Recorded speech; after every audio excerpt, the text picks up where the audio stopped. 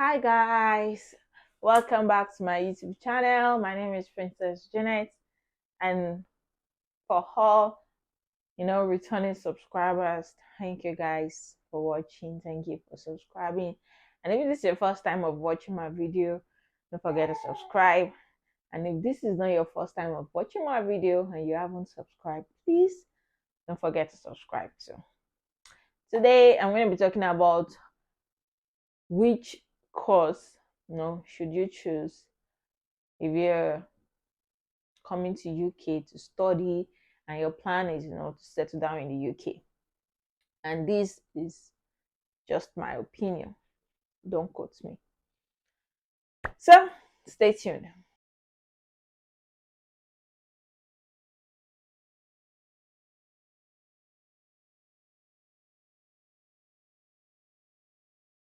So welcome back.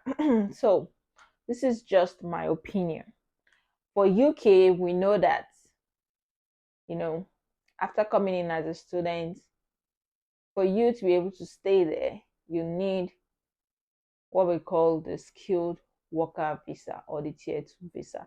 You need a company to be able to sponsor you. So, staying there legally, you need a sponsor. So when you're coming through the study route, is the school that sponsored you. They gave you the cars, that is what invited you to be able to come to UK. So to be able to also remain in UK, you can work for 2 years, the graduate study visa, 2 years, which is still on. They've not cancelled it, and we don't pray they cancel it because that's the reason why a lot of people are tripping to UK. But the goal is before the end of that 2 years or before the end of your study, you should get a job that will sponsor you. And the sponsored job are not that, how will I call it? They're not that much. It's just some companies, it's just some jobs. Not every job is not every company that will have that sponsorship, opportunity. And that is why it is important to choose the right course. The right course, because courses or work or experiences that are on the shortage list, they have higher chances of getting a sponsored job compared to courses that there are already a lot of people with such degree in UK. There are a lot of people with more experience than you. You might get a job, but it might be difficult, to get a sponsored job, which is the goal. So there are there are different, jobs on the shortage list, and the link will be in the description. So you can check it out to check if your desired course is on the shortage list. And then apart from just doing a course that is on the shortage list, I also believe you should do a course that you really have passion for, a job that you really have desire for. Sometimes that is better because you will it's not just about going to work 9 to 5 and any pounds without having any fulfillment from the job you're doing. So I might tell you, okay, apply for jobs that are on the shortage list, blah blah blah. You might get sponsored job there, but there are also people that are getting sponsored job from jobs that are not on the shortage list. So the general narrative doesn't mean that it will apply to you and everybody else. It's just that it is advisable to apply to jobs on the shortage list. It's not a mandatory thing, it's not a must. You can still apply to jobs that you think, okay, I really don't have any passion for any job on this shortage list, and I don't want to spend the rest of my life stuck with a job that I will have no fulfillment or enjoy it. So you can go for the course that you want, the course that you derive, joy in. And if you don't find a sponsored job in UK, you might find somewhere else. You might find in another country. You might find in US. You might find in Canada. You might be wanted in Europe. If you're not wanted in UK, doesn't mean you can't be wanted somewhere else. And the fact that you're not on the shortage list doesn't mean you can't get a sponsored job. But it is advisable to apply to jobs on the shortage list. But then, apart from that, I'll be talking about two main industry that are the top, how will I call it, high demand jobs. We have the health related jobs, and then we have the tech related jobs. Health and tech. Health and tech. And if anyone will ask me, which should you go for?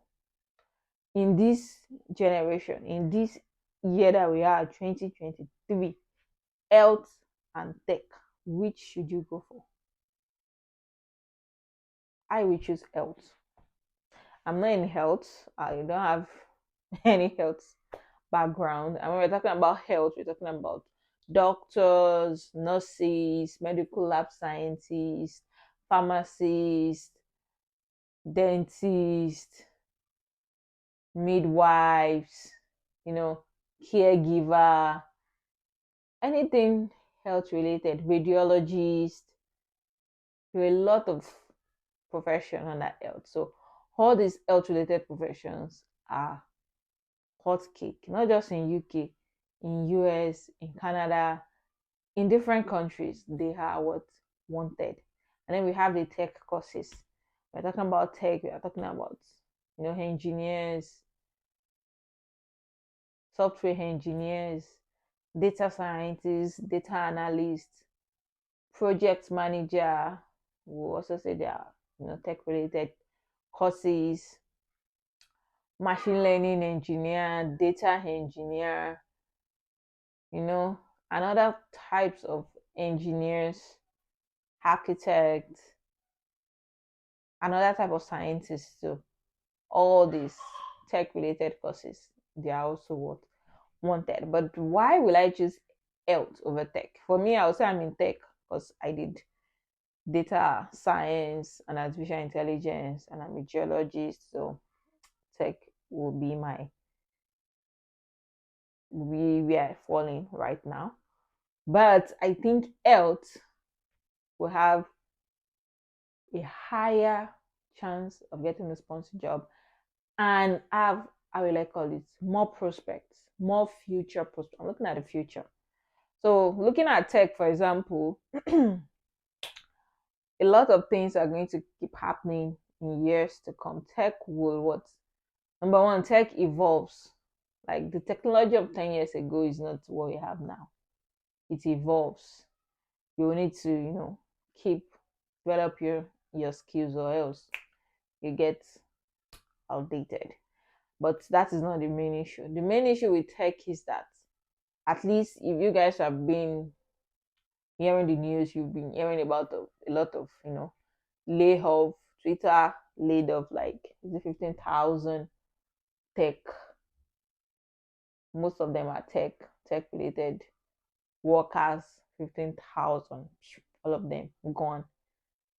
Yahoo is also laying off. Google also laid off people. These are top, companies, tech related companies, and they are just laying off people like that. And they are still functioning with the few that they have. It doesn't mean they won't employ more later, but with the few that they have, Twitter is still functioning well. Nothing has happened to Twitter. They are still fine. So what will happen to the 15,000 they were laid off? Back to the, labor labor markets. So if big companies like this can be laying off, a lot of people, how much more smaller companies? And the reason is because tech keep evolving, and there are automated tools now that can do, you know, things that you will need 100 people to do. One person can create a tool for it, a AI tool, and to replace 100. AI is replacing people. It might not replace everybody, but it will reduce, or it will create unemployment in tech. But then, health, on the other hand, doctors, nurses, we've had them for years. Doctor is still doctor. Fine, tools are evolving too in medical field, and they will need to, keep improving their skills and all that. But AI, the chances of AI or any other person replacing a doctor, a nurse in the next 50 years is very slim. They will still be highly needed. And that is because health is very important, especially in developed countries. Health is what very important. They don't joke with their health. They have good facilities, good health facilities compared to our own dear country. So they need a lot of these workers, and there are a lot of shortage of nurses and doctors in UK and even other countries. So that is one reason why I would choose what health. I believe health have more future prospect compared to tech. Doesn't mean that tech is not good. Tech is good, so it's fine. But then health has more future prospect. Based on my opinion. That is my opinion. People might have a different opinion. So, but if I would advise anyone right now that is coming to UK or to a country where you need a skilled worker, you need to be employed, you need to be sponsored before you can, stay there, I would advise you to go for, health related courses if that is your background. If you go for health related courses, and you can do some other courses than health related without having a background. It's possible too. You just need to make your research and look at, okay, which one will be best for me? Which one do I have passion for? Which one will I able to, cope with? Because spending 12,000, 15,000 pounds for your degree in UK or anywhere else and not being able to get the job or get a job that will sponsor you after you finish is not a profitable business. And what we want is a profitable business. So that is why I'm sharing this opinion with you. So if you have a different opinion and you're watching this, you can drop it so that we can all learn from your own opinion or your own perspective. So thank you guys for watching. Don't forget to subscribe, drop a comment, like the video, and share the video. See you guys next time. Bye.